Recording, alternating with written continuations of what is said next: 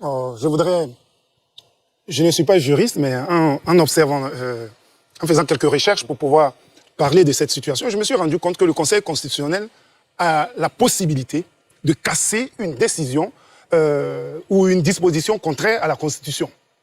Du coup, cette censure-là intervient à un moment où ce Conseil peut annuler cette disposition. Et cette décision du Conseil constitutionnel s'impose au pouvoir public, comme cela est dit. Est-ce que vous avez des exemples pour illustrer ce développement? Justement, c'est la question de la liberté de notre justice et des institutions.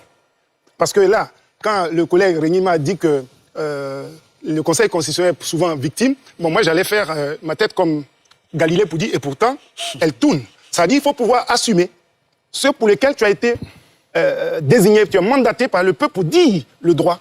Et le Conseil constitutionnel, mais pourquoi présageons-nous que le Conseil constitutionnel ne pourrait pas casser les décisions qui ont été prises?